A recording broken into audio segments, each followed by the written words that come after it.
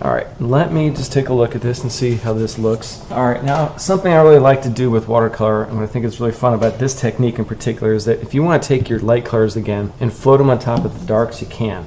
What you do in this case, you want to start with just straight paint and then take your spray bottle, and what's going to happen is the yellows are literally now going to sit on top of the other colors. And I got a lot of masking fluid up in that section though, so it's going to create kind of a dam all over the place. But you got to do this on completely dry paper, so I'm hoping that I dried that area of the blue on the left hand side off enough. I don't know if I did. And then for this to really work too, you really kind of don't want to do too much with it. Put some color down, put some water, spray the paper, and then move it around so that you don't get hard edges. There, I can go back this direction here. But you notice this yellow is pretty much just staying yellow. It's not getting all muddy. And the reason why that's hot is because we're not really touching with the brush. All right, I'm going to let that sit. I'm not going to do much with that. I could do the same thing here a little bit, but everything's really wet right now. Kind of a, well, I'm going to do that. Oops, I almost put down the, oops. See that? I almost put down red. I was trying to talk and multitask, and that doesn't work very well. So I'm just going to try to lighten this up a little bit. So now what I'm going to do is I'm going to take the mist spray bottle, the finer one, and I put down color on dry paper first, which I don't typically do, and then let it move around just a little bit so we don't get hard edges. And I need to get some more water up into there. Ooh,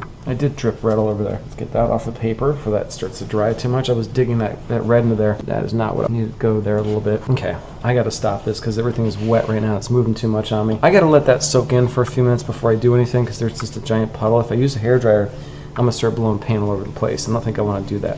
So now down in this area here, this is still a little damp too. I'm going to go back with more blue to really darken it down. And I'm going to put those drips down here. And what I'm going to do is I'm not going to move this very much. A little bit more water. I think I'm going to tilt it just a little bit that way. Okay, now I'm going to stop. I'm just going to kind of let that sit there. I don't know if I like that, but I got a lot of stuff that's wet right now. So now what this is really going to do is it's really going to sit on top of the darks. And if you don't move it around, it can kind of get like an opaque